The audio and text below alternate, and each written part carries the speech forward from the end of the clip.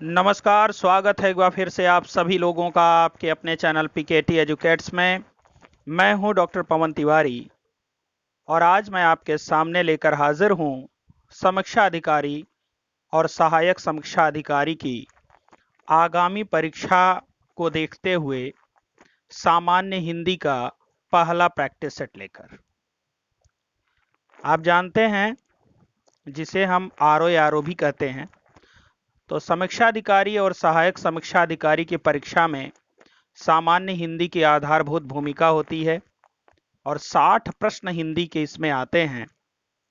तो मैं ये प्रैक्टिस सेट भी उसी पैटर्न पर लेकर आया हूं। जो जो चीज़ें समीक्षा अधिकारी और सहायक समीक्षा अधिकारी में हिंदी से संदर्भित पूछी जाती हैं, सिर्फ वहीं से क्वेश्चन बनाए गए हैं और निस्संदेह ये मेरी उम्मीद है और मेरा पूरा विश्वास है कि इससे प्रश्न परीक्षा में अवश्य आएंगे। तो आइए बढ़ते हैं आज के अपने इस महत्वपूर्ण प्रैक्टिस सेट के महत्वपूर्ण प्रश्नों की तरफ। तो वीडियो को आप लोग शेयर कर दीजिए जिससे कि ज़्यादा से ज़्यादा लोग हमारे साथ ऑनलाइन जुड़ सकें। साथ ही साथ वीडियो को लाइक भी कर दीजिए हमारे उत्साहवर्धन के लिए। आप जानते हैं आपके पास प्रत्येक प्रश्न का जवाब देने के लिए सिर्फ और सिर्फ 20 सेकंड का वक्त होगा। इन 20 सेकंड में आपको अपने प्रश्न का जवाब चैट बॉक्स में देना होगा। तो आइए बढ़ते हैं आज के अपने इस प्रैक्टिस सेट के प्रश्नों की तरफ। आज का जो हमारा पहला प्रश्न है, निम्नलिखित में कामदेव का पर्यायवाची नहीं है। विकल्प ए है अनंग, बी है अनंत, सी है मार और डी है रतिपति। आपको जवाब देना है। बड़ा आसान सा प्रश्न है और मुझे नहीं लगता कि इसका जवाब आप नहीं दे सकते हैं। अनंग कामदेव का पर्यायवाची शब्द है, मार भी कामदेव का पर्यायवाची शब्द है और रतिपति भी पर्यायवाची है कामदेव का। रति के पति तो वे हैं ही। तो यहां पर ए, बी और ए, सी और डी ऑप्शन आपके कामदेव के पर्यायवाची शब्द हैं, जबकि विकल्प बी जो आपका यहां पर है अनंत, अनंत का अर्थ होता है शेषनाग जिसका अंत न हो। अनंत शेषनाग का पर्यायवाची शब्द है, इसलिए विकल्प बी आपका यहां पर कामदेव का पर्यायवाची शब्द नहीं होगा। आप जानते हैं कामदेव के जो पर्यायवाची शब्दों की हम बात करते हैं, मैं आपको कुछ ऐसे पर्यायवाची शब्द कामदेव के बता रहा हूं जहां से प्रश्न परीक्षा में आने की पूर्ण रूप से संभावना होगी। तो यदि आप वीडियो को देख रहे हैं तो कॉपी और कलम को लेकर के भी साथ में बैठिए और मैं जो कुछ भी बोल रहा हूं, मेरे द्वारा जो प्रश्नों पर व्याख्या या टिप्पणी की जा रही है उसको भी जरूर आप नोट डाउन किया करिए। तो कामदेव के अगर अन्य पर्यायवाची शब्दों पर बात करें तो काम का अर्थ भी कामदेव होता है। अनंग, मार और रथपति आप देख ही रहे हैं, मदन का अर्थ भी कामदेव होता है। मनोज, मनमथ, कंदर्प, स्मर और मयन, मीनकेतु, पंचशर, मकरध्वज, मनसिज, पुष्पसायक, पंचबाण, मनोभव, कुसुमायुध, सारंग, दर्पक, संबरारी, केतन, पुष्पधनवा, अदेह, रतीश, प्रद्युम्न, कुसुमेश, ये सब कामदेव के पर्यायवाची शब्द हैं। तो मैं उम्मीद करता हूं कि आप इस प्रश्न का जवाब समझ गए हैं। आइए बढ़ते हैं अपने दूसरे प्रश्न की तरफ। हमारा दूसरा प्रश्न है, तखमीना किसका पर्यायवाची शब्द है। विकल्प ए है अधिकार, बी है अनुमान, सी है अप्सरा और डी है अनुमति। तो इसमें आपका सही जवाब क्या होगा, जवाब दीजिएगा। तखमीना वास्तव में पर्यायवाची शब्द है अनुमान का। विकल्प बी आपका यहां पर सही है। तखमीना का अर्थ होता है अनुमान करना, अंदाजा लगाना, अटकल लगाना, कयास लगाना, आकलन करना या आगणन करना, ये सब आपके किसके पर्यायवाची शब्द हैं? तखमीना के पर्यायवाची शब्द हैं। तो तखमीना का अर्थ होता है अंदाज, अंदाज या अनुमान। तो अंदाज, तखमीना, अटकल, कयास, आकलन, आगणन, ये सब किसके पर्यायवाची शब्द हैं? अनुमान के हैं। विकल्प बी आपका यहां पर सही है। फिलहाल जब ये तखमीना पूछ रहा है तो इसका सही जवाब आपका क्या होगा? अनुमान होगा। बाकी तीनों आपके तखमीना के पर्यायवाची शब्द नहीं है। आइए आगे बढ़ते हैं। हमारा तीसरा प्रश्न है, निम्नलिखित में अप्सरा का पर्यायवाची नहीं है। विकल्प ए है कमला, बी है देवांगना, सी है सुखनीता और डी है सुरबाला। देखिए, बात जब अप्सरा की होती है तो देवांगना भी अप्सराओं को कहा जाता है, सुरांगना भी कहा जाता है, देव कन्या भी कहा जाता है, सुखनीता भी कहा जाता है, अरुण प्रिया भी कहा जाता है, सुरबाला भी कहा जाता है, दिव्यांगना भी कहा जाता है, सुरसुंदरी भी कहा जाता है और अप्सराओं को देवबाला के नाम से भी जाना जाता है। तो इसमें देवांगना, सुखनीता और सुरबाला ये तीनों अप्सरा के पर्यायवाची शब्द हैं, जबकि कमला, कमला लक्ष्मी का पर्यायवाची शब्द है। विकल्प ए आपका अप्सरा का पर्यायवाची शब्द नहीं है। आइए आगे बढ़ते हैं अपने चौथे प्रश्न की तरफ। हमारा चौथा प्रश्न है, प्राज्य का समानार्थी है। विकल्प ए है अधम, बी है अधिक, सी है दिशा और डी है दरिद्र। तो जवाब आपको देना है कमेंट बॉक्स में, आप जवाब दे सकते हैं। तो आप जानते हैं इसमें आपका सही जवाब होगा विकल्प बी। प्राज्य का समानार्थी शब्द क्या है? अधिक है। अधिक का अर्थ होता है प्राज्य। इसके अलावा अगर हम अधिक के और पर्यायवाची शब्दों की बात करें तो प्रभूत का अर्थ भी होता है अधिक, प्रचुर का अर्थ भी होता है अधिक, बहुल का अर्थ भी होता है अधिक, अदभ्र का अर्थ भी होता है बहुत या अधिक, बहु का अर्थ भी होता है अधिक, पुरु का अर्थ भी होता है अधिक, भूपिष्ठ का अर्थ भी होता है अधिक और भूरि का अर्थ भी होता है अधिक और भूप का अर्थ भी होता है अधिक। तो ये सब अधिक के अन्य पर्यायवाची शब्द हैं। मुझे लगता है आप इसका जवाब समझ गए हैं। आइए आगे बढ़ते हैं अपने अगले प्रश्न की तरफ। हमारा पांचवा प्रश्न है, अब आपके स्क्रीन पर है, निम्नलिखित में समानार्थी शब्दों का कौन सा युग्म सुमेलित नहीं है? विकल्प ए है अंधकार,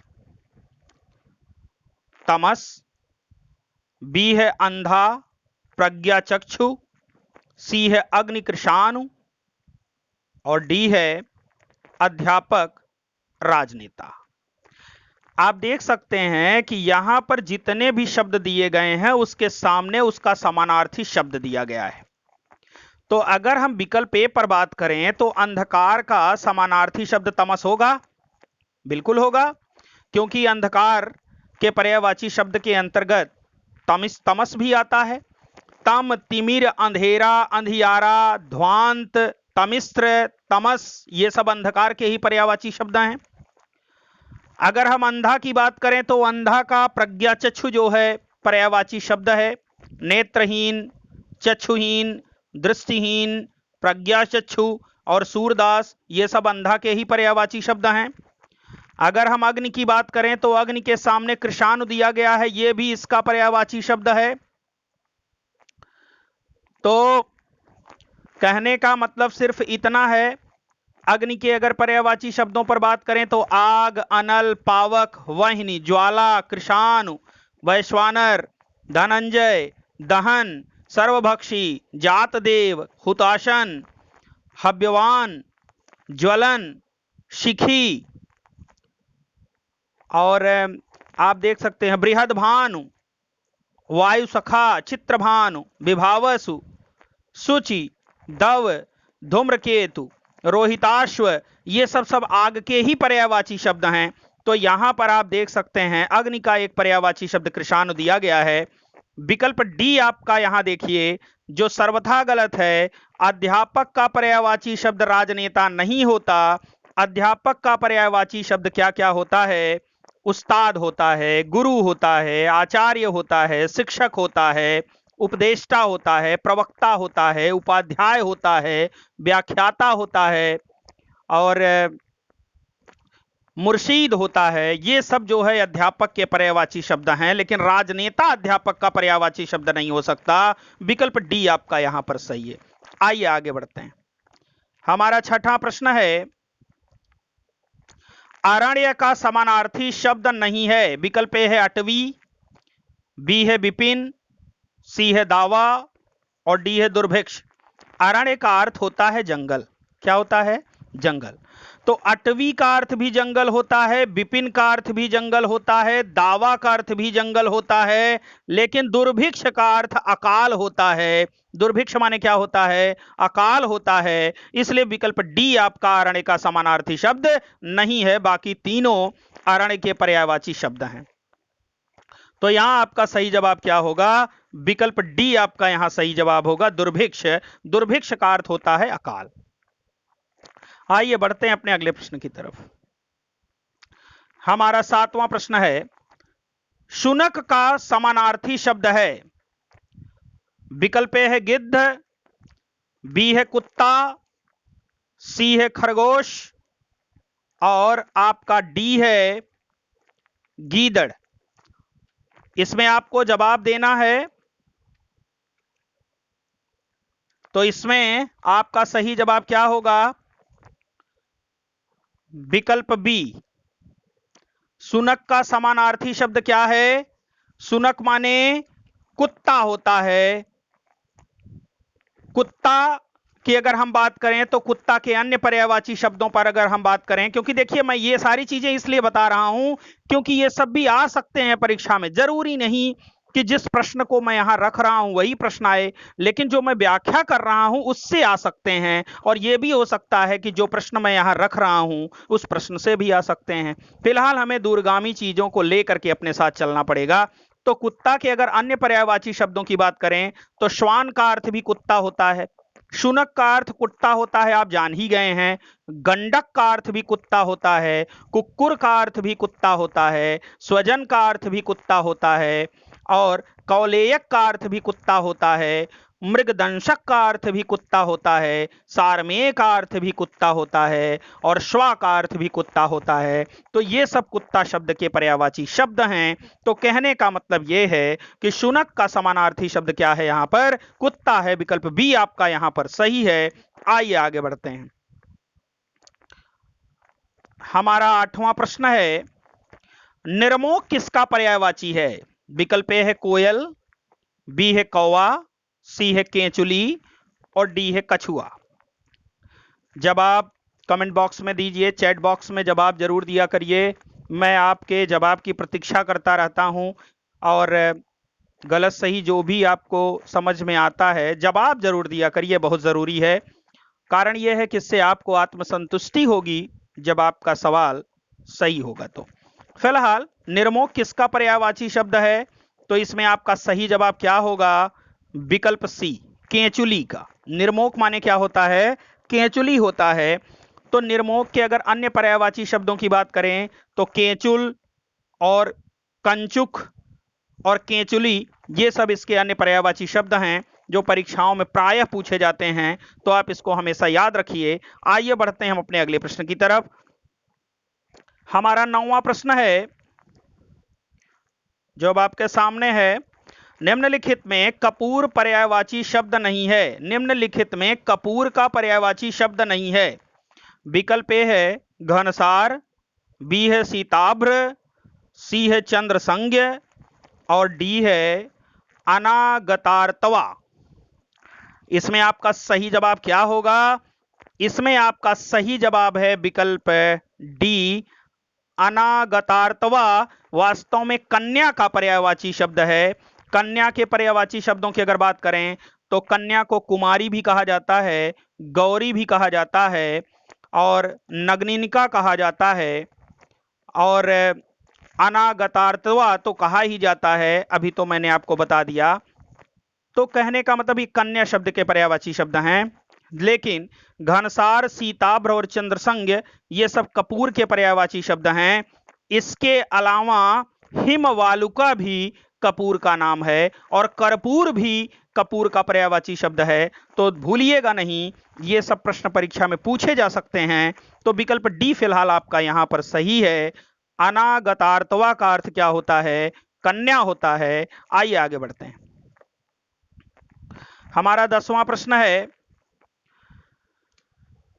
गजाग्रणी किसका पर्यायवाची है? विकल्प है ऐरावत, बी है इंद्र, सी है गणेश और डी है वनराज। गजाग्रणी माने गजों में जो अग्रणी हो, और गजों का राजा माना जाता है किसे? गजेंद्र को। और गजेंद्र कौन है? ऐरावत। तो कहने का मतलब यह है, गजों का इंद्र, हाथियों का राजा किसे माना जाता है? ऐरावत को माना जाता है, जो इंद्र की सवारी है। तो अगर ऐरावत के अन्य पर्यायवाची शब्दों पर हम बात करें तो ऐरावत को अभ्रमातंग भी कहा जाता है, ऐरावण भी कहा जाता है, अभ्र मुअल्लब भी कहा जाता है, इंद्र का हाथी भी कहा जाता है, और गजाग्रणी तो आप देख ही रहे हैं। तो फिलहाल यहां पर विकल्प ए आपका सही है। आइए आगे बढ़ते हैं अपने 11वें प्रश्न की तरफ। हमारा 11वां प्रश्न है जो अब आपके सामने है, निम्नलिखित में तद्भव और तत्सम का कौन सा मेल गलत है?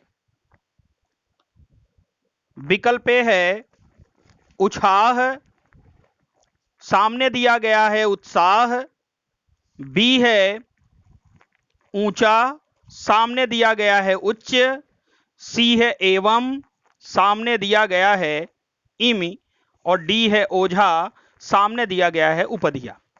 आप देख सकते हैं ये सब जो दिए गए हैं सामने, वास्तव में पहले जो है वो तद्भव है और उसके सामने जो दिया गया है वो सब तत्सम है। तो आपको यह बताना है कि कौन सा मेल इसमें गलत है। उछाह का तत्सम उत्साह होता है, बिल्कुल सही है। ऊंचा का तत्सम उच्च होता है, बिल्कुल सही है।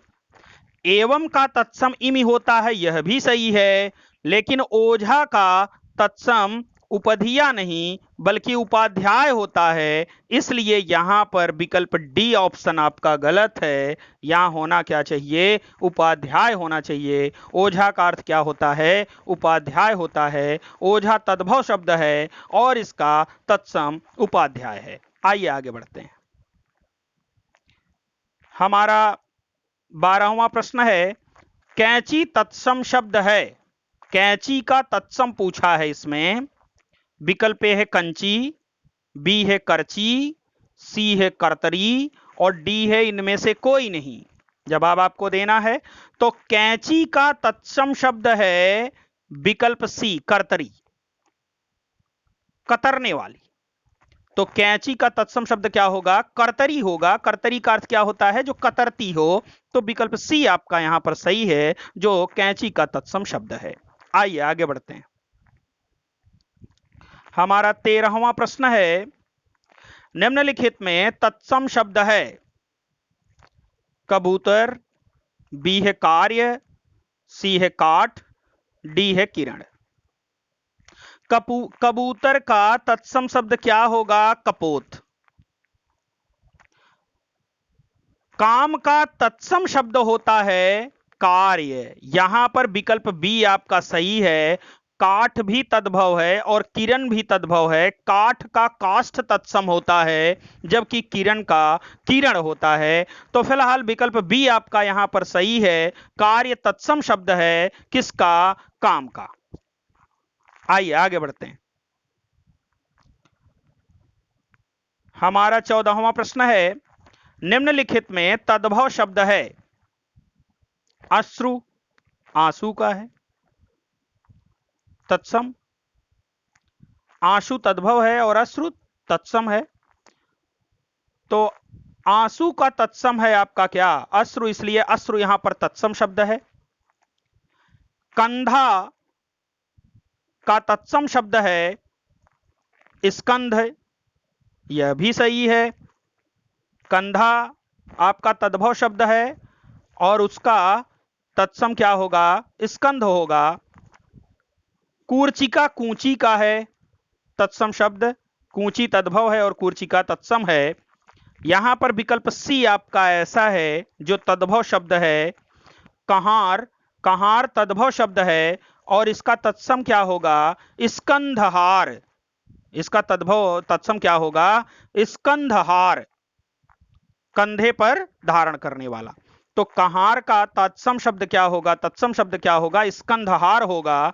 तो यहां पर विकल्प सी आपका सही है जो तद्भव है। बाकी तीनों आपके अश्रु, स्कंध और कूर्चिका, ये तीनों ही आपके तत्सम शब्द हैं और कहार का तत्सम क्या होगा? स्कंधहार होगा। विकल्प सी आपका यहां पर सही है। आइए आगे बढ़ते हैं।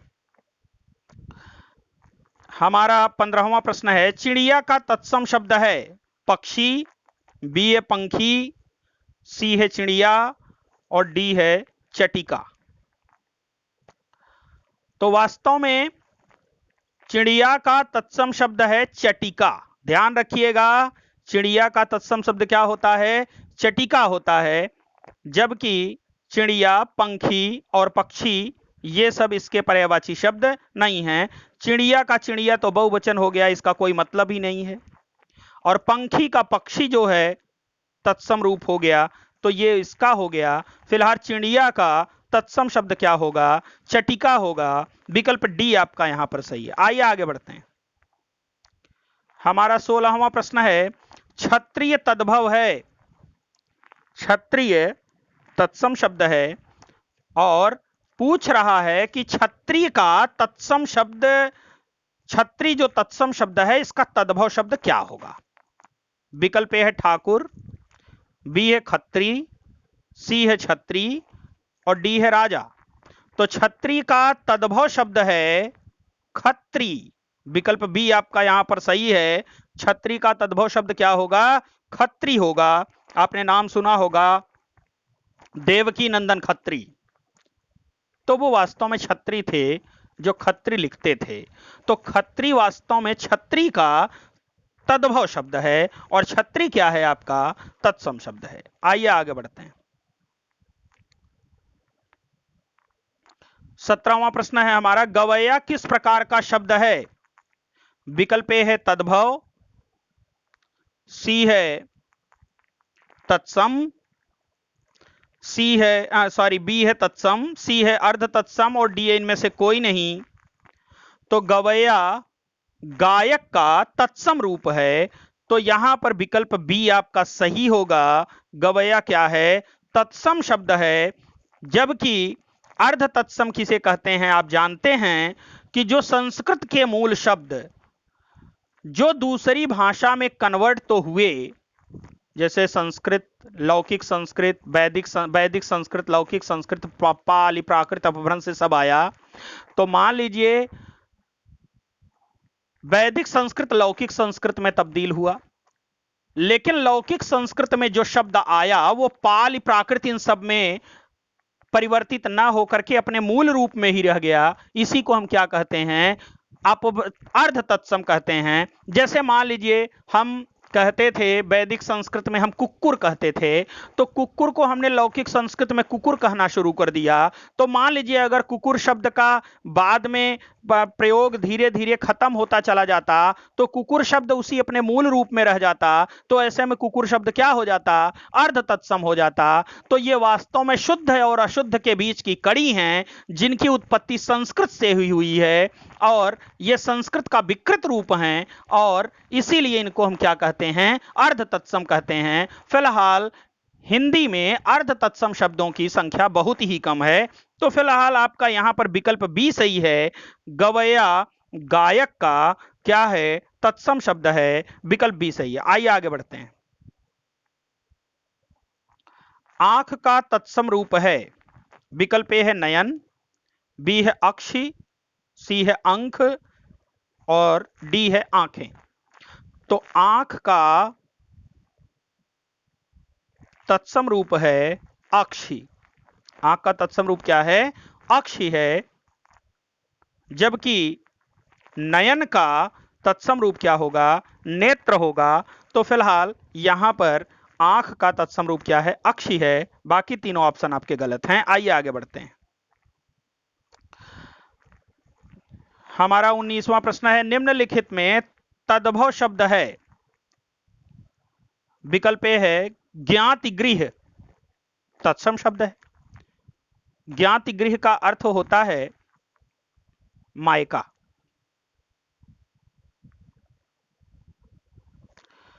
निमंत्रण, यह भी न्योता या इसका जो है आपका तद्भव तत्सम शब्द है न्योता का। नस्ता, जबकि नाथ, नाथ जो है आपका तद्भव शब्द है और नाथ का नस्ता तत्सम शब्द है। नाखून यहां पर आपका तद्भव शब्द है और इसका तत्सम बनेगा क्या? नख। तो विकल्प डी आपका यहां पर सही है। जबकि ज्ञाति गृह, निमंत्रण और नस्ता ये तीनों ही आपके क्या हैं? तत्सम शब्द हैं। विकल्प डी नाखून आपका यहां पर तद्भव शब्द है। आइए आगे बढ़ते हैं। निम्नलिखित में तत्सम शब्द की पहचान कीजिए। 5 नींबू, पाटी, नीच। देखने से ही पता चलता है।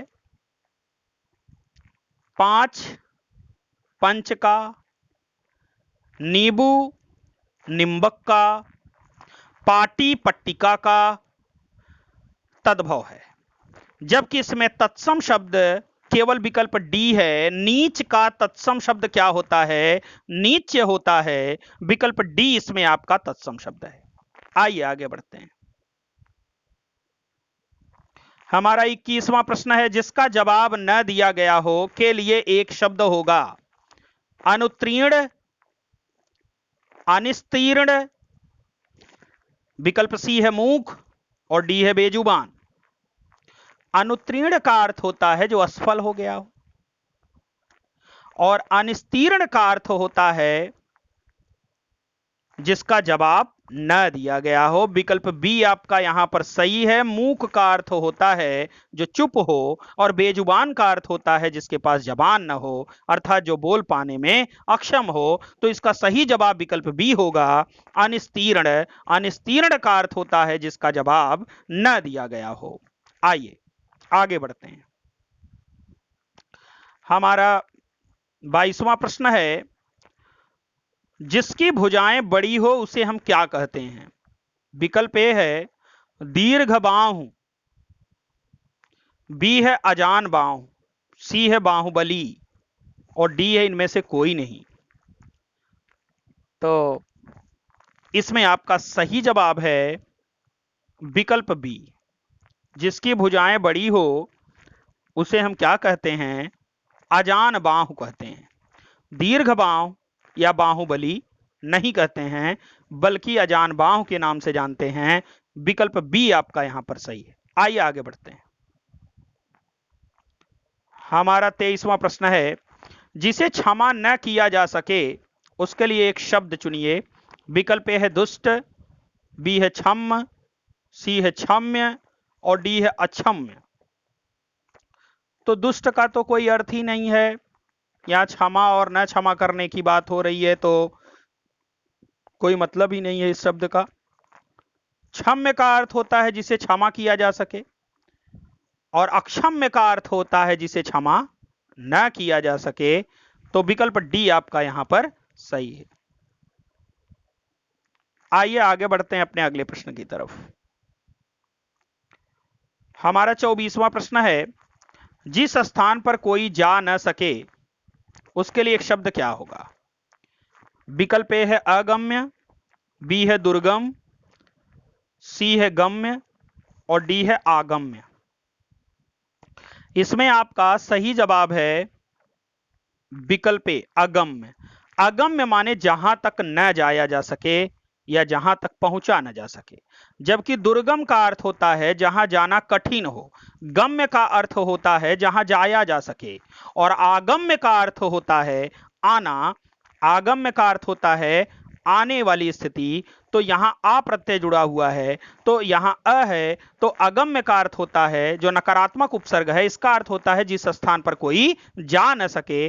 तो विकल्प ए आपका यहां पर सही है। आइए आगे बढ़ते हैं। हमारा 25वां प्रश्न है, जो कभी बूढ़ा न हो उसके लिए एक शब्द क्या होगा? विकल्प ए है अमर, बी है अद्वितीय, सी है अबूढ़ा और डी है अजर। अमर तो वह होता है जिसने मृत्यु को जीत लिया हो। अद्वितीय वह होता है जिसके समान दूसरा न हो। अबूढ़ा फिलहाल हिंदी का कोई शब्द ही नहीं है, गलत शब्द है। जो कभी बूढ़ा नहीं होता उसके लिए हम अजर शब्द का प्रयोग करते हैं। अजर यमर गुण निधि सुत होहूं।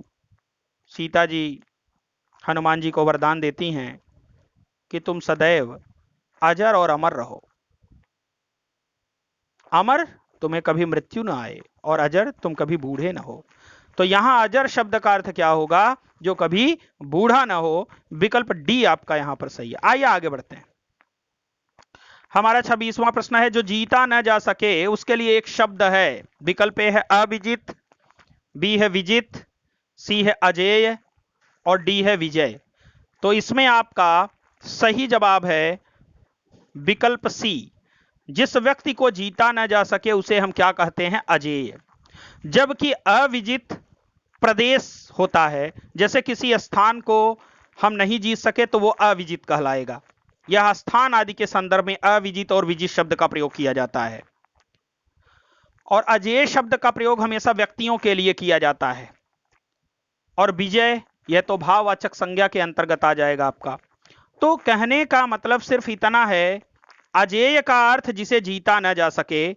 जैसे मैंने कह दिया तुम अजेय हो, मतलब तुम्हें कोई पराजित नहीं कर सकता। तो इस वजह से यहां पर विकल्प सी आपका सबसे बेहतर विकल्प है और यही सही है। आइए आगे बढ़ते हैं। हमारा 27वां प्रश्न है, हृदय की बात जानने वाले को क्या कहते हैं? विकल्प ए है ज्योतिष, बी है ज्योतिषी, सी है हृदयगामी और डी है अंतर्यामी। ज्योतिष तो एक विद्या है। ज्योतिषी, ज्योतिष विद्या को जानने वाले को ज्योतिषी कहते हैं। हृदयगामी, जो हृदय में गमन करता हो, हृदय में बसता हो। अंतर्यामी, जो अंदर की बात को जानने वाला हो। माने अंतर का मतलब हृदय, जो किसी के हृदय की बात को जानने वाला हो उसे हम क्या कहते हैं? अंतर्यामी कहते हैं। तो हृदय की बात जानने वाले को क्या कहा जाता है? अंतर्यामी कहा जाता है। विकल्प डी आपका यहां पर सही है। आइए आगे बढ़ते हैं। हमारा 28वां प्रश्न है, पृथ्वी, ग्रहों और तारों आदि के स्थान को हम क्या कहते हैं? आकाश गंगा, बी है अंतरिक्ष, सी है आकाश और डी है स्वर्ग। तो पृथ्वी, ग्रहों और तारों आदि के स्थान को हम क्या कहते हैं? अंतरिक्ष कहते हैं। और इसी अंतरिक्ष का ही एक भाग है आकाश गंगा। तो करोड़ों आकाश गंगाएं हैं अंतरिक्ष में। तो फिलहाल अंतरिक्ष माने ब्रह्मांड। तो पृथ्वी, ग्रह और तारे ये सब कहां हैं? अंतरिक्ष में हैं। विकल्प बी आपका यहां पर सही होगा। आकाश और स्वर्ग, इन सब ऑप्शन का यहां पर कोई मतलब नहीं है। स्वर्ग से भी कोई तात्पर्य नहीं है और आकाश से भी कोई तात्पर्य नहीं है। तो यहां पर पृथ्वी, ग्रहों और तारों आदि के रहने के स्थान को हम क्या कहते हैं? अंतरिक्ष कहते हैं। तो यही आपका विकल्प यहां पर सही है। आइए आगे बढ़ते हैं। हमारा 29वां प्रश्न है, जो सामान्य नियम के विरुद्ध हो के लिए एक शब्द है। विकल्प ए है अनियमित। अनियमित का अर्थ होता है जो नियम से ना हो। अपवाद, अपवाद वह होता है जो सामान्य नियमों के परे हो, माने विकल्प बी आपका यहाँ पर सही है। जो सामान्य नियमों के विरुद्ध हो उसे हम क्या कहते हैं? एक्सेप्शन कहते हैं, अपवाद कहते हैं। जबकि असामाजिक का अर्थ होता है जो सामाजिक क्षेत्र में जो सामाजिक रूप से जो है अव्यवहारिक हो। विनिमय का अर्थ होता है आदान प्रदान। तो विकल्प बी आपका यहाँ पर सही है। जो सामान्य नियमों के विरुद्ध हो उसे हम क्या कहते हैं? अपवाद कहते हैं। आइए आगे बढ़ते हैं। हमारा तीसरा प्रश्न है, 30वां प्रश्न है, फेंक कर चलाया जाने वाले हथियार, फेंक कर चलाया जाने वाला हथियार क्या कहलाता है? विकल्प ए है अस्त्र, बी है शस्त्र, सी है गदा और डी है धनुष। तो जो हाथ में ले करके या फेंक करके जो हथियार चलाया जाता है उसे हम क्या कहते हैं? अस्त्र।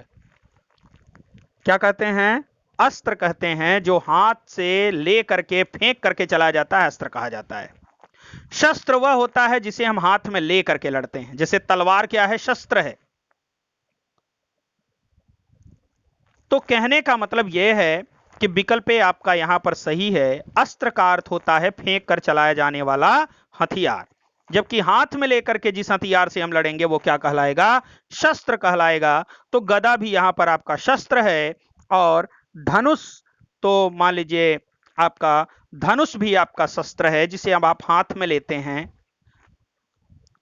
और इससे आप बाण को मारते हैं। तो अगर तीर की बात करें तो तीर जो है आपका अस्त्र है और धनुष आपका शस्त्र है। तो इसीलिए धनुष को अस्त्र और शस्त्र दोनों के अंतर्गत परिगणित किया जाता है, गिना जाता है। लेकिन अगर कभी इस तरह से प्रश्न पूछा जाए कि धनुष बाण किस प्रकार का हथियार है, तो आप बताएंगे कि अस्त्र में आएगा। धनुष और बाण दोनों को अगर मिलाकर के कहा जाएगा तो वो अस्त्र में आएगा।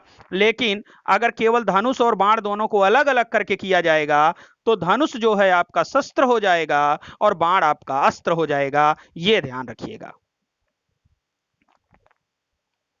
आइए आगे बढ़ते हैं। हमारा 31वां प्रश्न है, निम्नलिखित में अशुद्ध शब्द का चयन कीजिए। विकल्प ए है अतिथि, बी है अतिशयोक्ति, सी है अनुग्रह और डी है अंत्याक्षरी। अतिथि भी सही है, अनुग्रह भी सही है, अंत्याक्षरी भी सही है। यहां पर आपका विकल्प बी गलत है, अतिशयोक्ति। वास्तव में यहां पर यह तालव्य से पूरा होना चाहिए था, ये आधा श नहीं बल्कि पूरा श होता, तब ये आपका सही होता। तो ये अतिशयोक्ति है, अतिशयोक्ति नहीं है। तो विकल्प बी आपका यहां पर सही है क्योंकि यही आपका अशुद्ध है। आइए आगे बढ़ते हैं। हमारा 32वां प्रश्न है, निम्नलिखित में शुद्ध शब्द का चयन कीजिए। विकल्प ए है अनतर ध्यान, बी है अंतर्ध्यान, सी है अंतर्धान और डी है अंतर्धान। तो इसमें आपका सही जवाब है विकल्प सी, अंतर्धान। शुद्ध शब्द क्या है? अंतर्धान है। बाकी तीनों आपके यहां पर मात्रिक रूप से वर्तनी के दृष्टिकोण से गलत हैं। आइए आगे बढ़ते हैं। हमारा 33वां प्रश्न है, शुद्ध शब्द का चयन कीजिए। विकल्प ए है अनुजा, ये तो गलत है, अनुजा होना चाहिए, छोटे ऊ की मात्रा होनी चाहिए। अनेकों, यह भी गलत है, अनेक होना चाहिए। अधिशासी, यह भी गलत है, यहां पर आपका मूर्धन्य श नहीं होना चाहिए। यहां पर सही जवाब आपका होगा विकल्प डी, अधिशासी यहां पर आपका सही है। बाकी तीनों ऑप्शन आपके गलत हैं। आइए आगे बढ़ते हैं। हमारा 34वां प्रश्न है, निम्नलिखित में अशुद्ध शब्द है। विकल्प ए है अंधेरा, बी है अंधेरा, सी है अंतर्गत और डी है अगम्य। तो अंधेरा यह भी शुद्ध है, अंतर्गत भी शुद्ध है, अगम्य भी शुद्ध है। अंधेरा आपका यहां पर गलत है। वास्तव में इसमें अनुनासिक का प्रयोग हुआ है, आप देख सकते हैं। तो विकल्प ए ही आपका यहां पर सही होगा। विकल्प बी वाला अंधेरा जो आपका है यह आपका सर्वथा गलत है। तो विकल्प बी आपका यहां पर गलत है, बाकी तीनों ऑप्शन आपके यहां पर सही हैं। आइए आगे बढ़ते हैं। हमारा 35वां प्रश्न है, शुद्ध शब्द का चयन कीजिए। अंकुर, बी है अहोरात्रि, सी है अहोरात्र और डी है अगीठी। अंकुर ये गलत है, क्योंकि यहां पर अनुनासिक के जगह पर अनुस्वार का प्रयोग होना चाहिए। अंकुर आपका ऐसे लिखा जाना चाहिए, ऐसे अंकुर। ठीक है। अहोरात्र शब्द नहीं है बल्कि अहोरात्र है। क्या है? अहोरात्र, ये शुद्ध शब्द है आपका। अहोरात्रि गलत है। तो विकल्प सी आपका अगीठी नहीं है बल्कि अंगीठी है। तो विकल्प डी भी आपका गलत है, क्योंकि यहां पर अनुनासिक का प्रयोग नहीं किया गया है। अंगीठी है, अगीठी नहीं है। और जबकि यहां पर अगर शुद्ध शब्द की बात की जाए तो विकल्प सी आपका अहोरात्र सही है। तो ये आपका यहां पर विकल्प सही है। तो शुद्ध शब्द में विकल्प सी है। आइए आगे बढ़ते हैं। हमारा 36वां प्रश्न है, निम्नलिखित में कौन सा विकल्प वर्तनी की दृष्टि से अशुद्ध है? विकल्प ए है अमावस्या, बी है अमावस्या, सी है अनुजा और डी है अलौकिक। तो अमावस्या भी सही है, अनुजा भी सही है, अलौकिक भी सही है। यहां पर विकल्प ए आपका गलत है, क्योंकि यहां पर बड़ा वाला श लिख दिया गया है, तालव्य श का प्रयोग कर दिया गया है, जो सर्वथा गलत है। यह अमावस्या है, अमावस्या नहीं है। तो विकल्प ए आपका इसमें गलत है वर्तनी के दृष्टिकोण से। बाकी तीनों ऑप्शन आपके यहां पर सही हैं। तो विकल्प ए में गलती है आपका, ये ऑप्शन यहां पर सही है। आइए आगे बढ़ते हैं। हमारा 37वां प्रश्न है, शुद्ध शब्द का चयन कीजिए। विकल्प ए है अनुकूल, बी है अनुकूल, सी है अनुकूल और डी है अनुकूल। तो इसमें आपका सही जवाब है विकल्प सी, अनुकूल होता है, अनुकूल नहीं होता। और न तो अनुकूल होता है और न अनुकूल होता है। यह विकल्प सी आपका सही है, अनुकूल। आइए आगे बढ़ते हैं। हमारा 38वां प्रश्न है, निम्नलिखित में अशुद्ध शब्द का चयन कीजिए। विकल्प ए है आयुष, बी है आयुष, सी है आविष्कार और डी है आगामी। तो इसमें आपका गलत जवाब है विकल्प ए, आयुष नहीं है बल्कि आयुष है। यहां शुद्ध शब्द दिया गया है। आविष्कार शब्द भी शुद्ध है, आगामी शब्द भी शुद्ध है। तो विकल्प ए आपका यहां पर अशुद्ध शब्द है। आइए आगे बढ़ते हैं। हमारा 39वां प्रश्न है, निम्नलिखित में अशुद्ध और शुद्ध शब्द का कौन सा मेल सुमेलित नहीं है? विकल्प ए है आवाहन, आवाहन का शुद्ध रूप होता है आह्वान, बिल्कुल सही है। आदेश का शुद्ध रूप है आदेश, यह भी सही है। आध्यात्मिक का शुद्ध रूप है आध्यात्मिक, यह भी सही है। आशीर्वाद का शुद्ध रूप आरोग्य यहां पर दिया है, जबकि वास्तव में आशीर्वाद सही है और आरोग्य भी सही है। ये दोनों ही शब्द शुद्ध हैं। तो इसलिए विकल्प यहां पर डी ऑप्शन आपका सबसे अलग है, जो सुमेलित नहीं है। तो विकल्प डी आपका यहां पर सही है। आइए आगे बढ़ते हैं अपने अगले प्रश्न की तरफ। हमारा 40वां प्रश्न है, शुद्ध शब्द है आजीविका, बी है आजीविका, सी है आमिष और डी है आहार। वास्तव में आहार नहीं आहार होता है, विकल्प डी गलत है। आमिष, आमिष नहीं औमिष होता है। यहां पर मूर्धन्य श का प्रयोग होता है। आजीविका नहीं बल्कि आजीविका होता है। तो इस लिहाज से अगर आप देखें तो विकल्प बी आपका यहां पर शुद्ध है, बाकी तीनों शब्द आपके यहां पर गलत हैं। आइए आगे बढ़ते हैं। हमारा 41वां प्रश्न है, अंत का विलोम है अनादि, बी है आदि, सी है अद्य और डी है आज।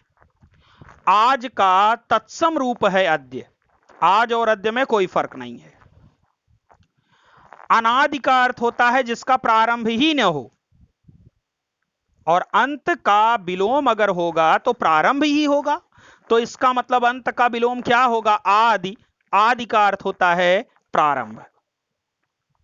आइए आगे बढ़ते हैं। हमारा 42वां प्रश्न है, विलोम शब्दों का कौन सा मेल सुमेलित नहीं है? विकल्प ए है अंतर्मुखी, बहिर्मुखी। अंतर्मुखी का विलोम शब्द बहिर्मुखी होता है, बिल्कुल सही है। अति का विलोम शब्द अल्प होता है, बिल्कुल सही है। अंश का विलोम शब्द पूर्ण होता है, बिल्कुल सही है। अंतरंग का विलोम शब्द चतुरंग नहीं बल्कि बहिरंग होता है। यहां पर विकल्प डी आपका गलत है। अंतरंग का विलोम शब्द क्या होगा? बहिरंग होगा, जबकि यहां पर चतुरंग लिखा है, जो सर्वथा गलत विलोम शब्द का मेल है। तो यहां पर विकल्प डी आपका ऑप्शन सही है। अंतरंग का विलोम शब्द क्या होगा? बहिरंग होगा, चतुरंग नहीं होगा। आइए आगे बढ़ते हैं। हमारा 43वां प्रश्न है, अकाल का विलोम शब्द है। विकल्प ए है सुकाल, बी है शाकाल, बी है दुर्भिक्ष और डी है काल। तो यहां पर आपका सही जवाब होगा विकल्प ए सुकाल। अकाल का अर्थ होता है जहां पर समय अनुकूल न हो, अति जलवृष्टि के कारण या अत्यंत सूखे के कारण, तो इसी को हम अकाल कहते हैं। समय की अनुकूलता जहां पर न हो। शाकाल यहां कोई शब्द नहीं है। दुर्भिक्ष, दुर्भिक्ष का अर्थ ही होता है अकाल, और काल का अर्थ मृत्यु होता है।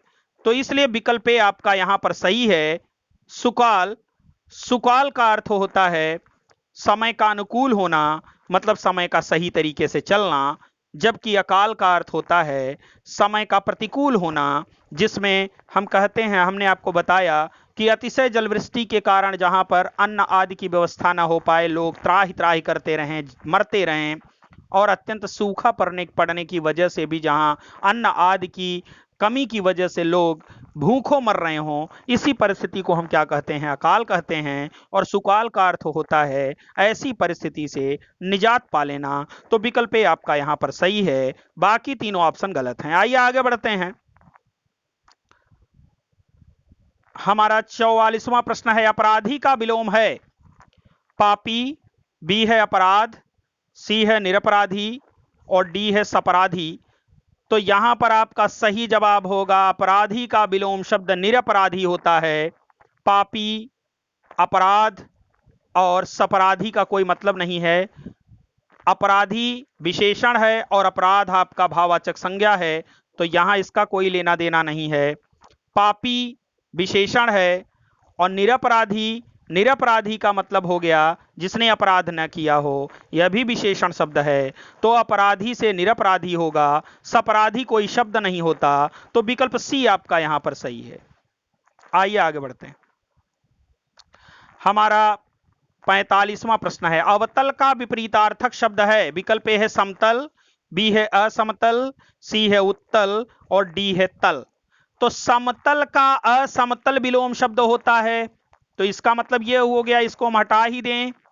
और अवतल का विलोम शब्द होता है उत्तल। अवतल लेंस, उत्तल लेंस विज्ञान में बहुत पढ़े होंगे। तो विकल्प सी आपका यहां पर सही है। अवतल का विपरीतार्थक क्या होगा? उत्तल होगा। विकल्प डी भी आपका यहां पर गलत है। तल, तल जो है अतल का होता है विलोम शब्द, तो यहां पर उत्तल है। अवतल का विलोम शब्द क्या बनेगा आपका? उत्तल बनेगा। विकल्प सी आपका यहां पर सही है। आइए आगे बढ़ते हैं। हमारा 46वां प्रश्न है, अनुराग का विलोम शब्द है। विकल्प ए है राग, बी है विराग, सी है अनुरागी और डी है वैरागी। देखिए, अनुरागी का वैरागी विलोम शब्द होगा। अनुराग, अनुराग का अर्थ ही प्रेम होता है और राग माने भी प्रेम ही होता है, तो ये तो इसका समानार्थी शब्द हो गया। बचा विकल्प आपका बी विराग, तो अनुराग का विलोम शब्द क्या होगा? विराग होगा। विकल्प बी आपका यहां पर सही है। आइए आगे बढ़ते हैं। हमारा 47वां प्रश्न है, मेहमान का विलोम शब्द है अतिथि, बी है आगंतुक, सी है मेजबान और डी है बेजुबान। अतिथि और आगंतुक ये दोनों मेहमान के पर्यायवाची शब्द हैं, तो ये तो वैसे ही गलत हो गए।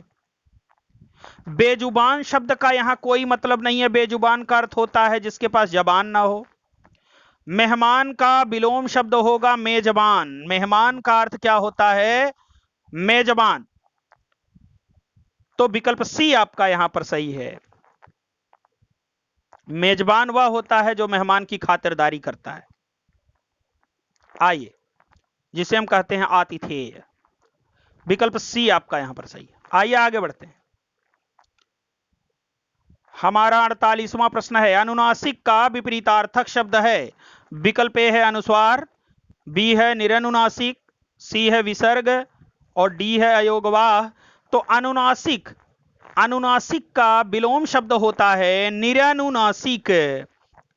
अनुनासिक का अर्थ होता है जिसको हम नाक और मुख दोनों से जब ध्वनियां निकालते हैं तो अनुनासिक कहलाता है। और निरनुनासिक का अर्थ होता है जिससे केवल मुख से ध्वनियां निकलें, मुख से वायु निकले, नाक से न निकले। तो अनुनासिक का विलोम शब्द फिलहाल निरनुनासिक होता है, अनुस्वार विसर्ग या योगवाह नहीं होता है। आइए आगे बढ़ते हैं। हमारा 49वां प्रश्न है, अन्वय विलोम शब्द है। अन्वय का विलोम शब्द पूछ रहा है। विकल्प ए है अनन्वय, बी है अवयव, सी है दूसरा और डी है अन्य। अन्वय का अर्थ दूसरा भी होता है, अन्य भी होता है। अवयव का अर्थ तत्व होता है और अनन्वय का अर्थ होता है जिसके समान दूसरा न हो। तो अनन्वय का अर्थ यही होता है जिसके समान दूसरा हो, और अनन्वय का अर्थ क्या होता है? जिसके समान दूसरा न हो। तो अन्वय का विलोम शब्द अनन्वय होगा। विकल्प ए आपका यहां पर सही है। आइए आगे बढ़ते हैं। हमारा 50वां प्रश्न है, अनुकूल का विलोम है। विकल्प ए है दुकूल, बी है कूल, सी है सानुकूल और डी है प्रतिकूल। अनुकूल का अर्थ होता है समय पक्ष में होना, या किसी भी चीज की बात जब हम बेहतर स्थिति में करते हैं तो वो अनुकूल कहलाता है। तो अनुकूल का अर्थ होता है परिस्थितियों का पक्ष में होना। दुकूल का अर्थ होता है वस्त्र, कूल का अर्थ होता है किनारा, सानुकूल का अर्थ भी वही अनुकूल होता है, और अनुकूल का विलोम शब्द क्या होता है? प्रतिकूल। परिस्थितियां जब हमारे विपरीत हो जाती हैं तो वह प्रतिकूल कहलाता है। और अनुकूल का मतलब यही होता है कि परिस्थितियां जब हमारे पक्ष में हो तो अनुकूल का विलोम शब्द क्या होगा? प्रतिकूल होगा। विकल्प डी आपका यहां पर सही है। आइए आगे बढ़ते हैं। हमारा 51वां प्रश्न है जो अब आपके सामने है, मैंने अधिक सेब खा लिए, इस वाक्य में अधिक किस प्रकार का विशेषण है? विकल्प ए है परिमाणवाचक विशेषण, बी है सार्वनामिक विशेषण, सी है गुणवाचक विशेषण और डी है प्रविशेषण। जवाब आपको देना है। बहुत ही महत्वपूर्ण प्रश्न है, परीक्षाओं में कई बार पूछा गया है, तो आप बताएंगे। तो मैंने अधिक सेब खा लिए, यहां पर अधिक किसके लिए आया है? सेब के लिए आया है। और सेब जो है माप तौल की चीज है, तो इसलिए अधिक की अगर हम बात करें तो अधिक में यह नहीं पता चल रहा है कि कितना सेब हमने खा लिया। आप जानते हैं परिमाणवाचक विशेषण दो प्रकार के होते हैं, निश्चित परिमाणवाचक विशेषण और अनिश्चित परिमाणवाचक विशेषण।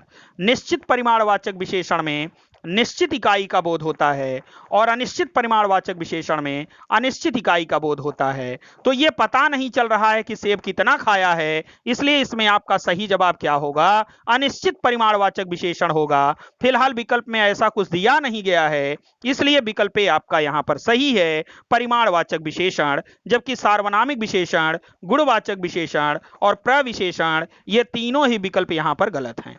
आइए आगे बढ़ते हैं। हमारा अगला प्रश्न है, निम्नलिखित में किस वाक्य में विधेय विशेषण का प्रयोग हुआ है? विकल्प ए है लंबी युवती खेल रही है, बी है अंधा आदमी सड़क पार करने की कोशिश कर रहा है, सी है राम अच्छा लड़का है, और डी है वह तेज दौड़ती है। आप जानते हैं कर्ता के साथ जो विशेषण शब्द जुड़ा रहता है उसे हम उद्देश्य विशेषण कहते हैं, और कर्म के स्थान पर पद के साथ या क्रिया के साथ जो विशेषण शब्द जुड़ा रहता है उसे हम विधेय विशेषण कहते हैं। आप जानते हैं वाक्य के दो भाग होते हैं, उद्देश्य और विधेय। उद्देश्य के जगह पर अगर विशेषण होगा तो वह उद्देश्य विशेषण कहलाएगा, विधेय के जगह पर अगर विशेषण होगा तो वह विधेय विशेषण कहलाएगा। सीधी सी बात है। यहां आप देखिए, लंबी युवती खेल रही है, इसमें कर्ता कौन है? लंबी युवती। और खेल रही है यहां पर क्या है? लंबी युवती के द्वारा किया जा रहा कार्य। तो यहां पर लंबी युवती उद्देश्य है, जबकि खेल रही है यहां पर विधेय है। तो युवती की विशेषता क्या है? लंबी है, तो यहां लंबी क्या होगा? आपका उद्देश्य विशेषण होगा। तो विकल्प ए आपका यहां पर गलत है। और इसमें पूछा क्या है? विधेय विशेषण का प्रयोग। दूसरा है अंधा आदमी सड़क पार करने की कोशिश कर रहा है, यहां पर उद्देश्य कर्ता क्या है? अंधा आदमी। और यह क्या करने की कोशिश कर रहा है? सड़क पार करने की कोशिश कर रहा है। तो आदमी की विशेषता क्या है? कि वह अंधा है, तो यह भी उद्देश्य विशेषण हुआ क्योंकि यह कर्ता की जगह पर है। सी है राम अच्छा लड़का है, राम यहां पर कर्ता है और अच्छा लड़का है यहां पर आपका विधेय है इसका। तो राम उद्देश्य है, अच्छा लड़का है विधेय है, तो यहां पर अच्छा आपका क्या होगा? विधेय विशेषण होगा, जबकि लड़का आपका यहां पर विधेय विशेष्य होगा।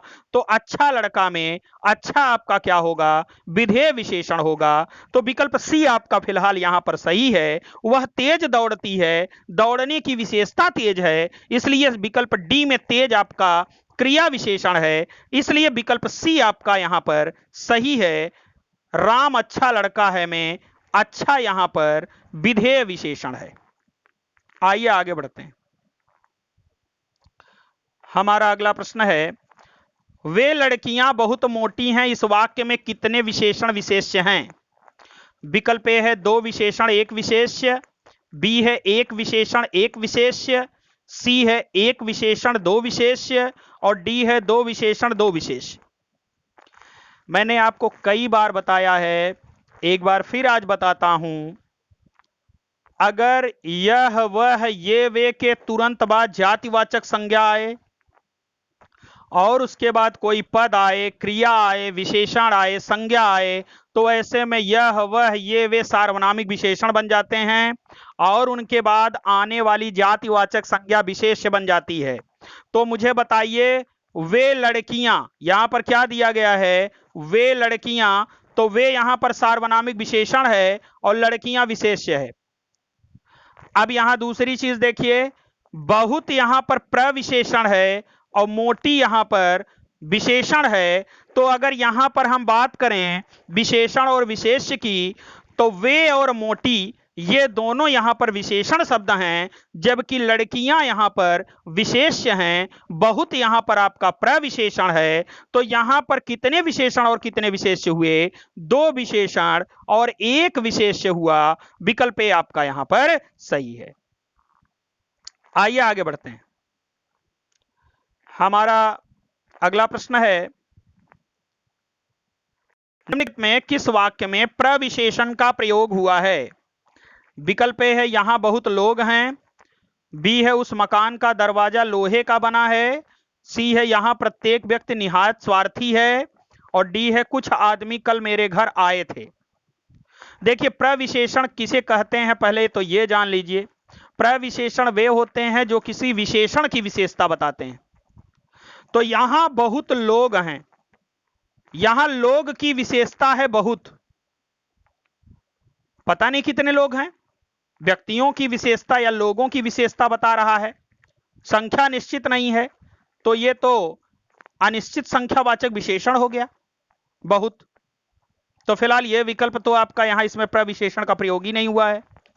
उस मकान का दरवाजा लोहे का बना है, यहां पर उस आपका सार्वनामिक विशेषण है, मकान विशेष्य है।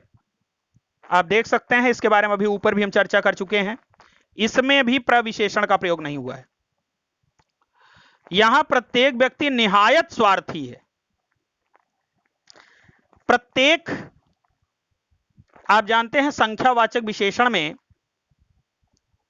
प्रत्येक वाचक विशेषण जिसे आप कहते हैं प्रत्येक बोधक विशेषण, जो 5 भेद हैं संख्यावाचक विशेषण के, उसमें आता है। तो प्रत्येक यहां पर संख्यावाचक विशेषण हो गया, व्यक्ति विशेष्य हो गया, स्वार्थी यहां विशेषण है, और स्वार्थी की विशेषता क्या है कि निहायत, निहायत माने बहुत। तो यहां प्रत्येक व्यक्ति बहुत स्वार्थी है, तो स्वार्थी की विशेषता बहुत है, तो निहायत यहां पर आपका क्या होगा, प्रविशेषण होगा, क्योंकि स्वार्थी विशेषण की विशेषता बता रहा है। तो विकल्प सी वाला ऑप्शन आपका यहां पर सही है। जबकि डी में आप देखिए, कुछ आदमी कल मेरे घर आए थे, यहां पर कुछ आपका अनिश्चित संख्यावाची विशेषण है, जबकि आदमी विशेष्य है, तो विकल्प डी भी आपका प्रविशेषण से महरूम है। यहां पर आपका सही जवाब क्या होगा, विकल्प सी, यहां प्रत्येक व्यक्ति निहायत स्वार्थी है। आइए आगे बढ़ते हैं अपने अगले प्रश्न की तरफ। हमारा 55 नंबर का प्रश्न है, निम्नलिखित में विशेष्य की पहचान कीजिए। विकल्प ए है अधर्म, बी है अनुकरणीय, सी है आग्नेय और डी है अपेक्षित। देखिए, विशेष्य या तो कोई संज्ञा होगा या तो कोई सर्वनाम, इसके अलावा कभी कोई चीज विशेष्य का कार्य नहीं कर सकती है। तो अनुकरणीय विशेषण है, आग्नेय भी विशेषण है, अपेक्षित भी विशेषण है। यहां पर अधर्म आपका भाववाचक संज्ञा है, तो विकल्प ए आपका यहां पर विशेष्य होगा, क्योंकि यह भाववाचक संज्ञा है। जैसे हमने कह दिया अनुकरणीय कृत्य, तो अनुकरणीय यहां पर क्या हो गया, आपका विशेषण हो गया, कृत्य भाववाचक संज्ञा हो गया। आग्नेय नेत्रों से, तो आग्नेय विशेषण हो गया, नेत्र विशेष्य हो गया। हमने कह दिया अपेक्षित महत्व, तो अपेक्षित विशेषण हो गया और महत्व आपका भाववाचक संज्ञा हो गया। तो कहने का मतलब यह है कि यहां पर अधर्म भाववाचक संज्ञा है, इस वजह से यह विशेष्य हो गया। आइए आगे बढ़ते हैं अपने अगले प्रश्न की तरफ। हमारा 56 नंबर का प्रश्न है, थोड़ा सा घी लाया हूं, इस वाक्य में थोड़ा सा क्या है। विकल्प ए है गुणवाचक विशेषण, बी है परिमाणवाचक विशेषण, सी है प्रविशेषण और डी है संख्यावाचक विशेषण। जवाब दीजिएगा। मैंने आपको पहले भी बताया है कि घी आदि ये सब ऐसे शब्द हैं जिनको हम गिन तो नहीं सकते, सिर्फ इनकी माप तौल कर सकते हैं। और घी के लिए क्या शब्द आया है, थोड़ा सा, तो घी की गिनती तो हो नहीं सकती। इसका मतलब घी से यहां पर परिणाम का बोध हो रहा है, सॉरी परिमाण का बोध हो रहा है। तो विकल्प बी आपका यहां पर सही होगा, परिमाणवाचक विशेषण। यहां पर थोड़ा सा क्या है, परिमाणवाचक विशेषण है, जो घी की विशेषता बता रहा है। यहां पर घी आपका विशेष्य है, तो विकल्प बी आपका यहां पर सही है। आइए आगे बढ़ते हैं। हमारा अगला प्रश्न है, वह आदमी बहुत धूर्त, मतलबी और ईमानदार व्यक्ति को भी धोखा देने में माहिर है। इस वाक्य में कितने विशेषण और विशेष्य हैं।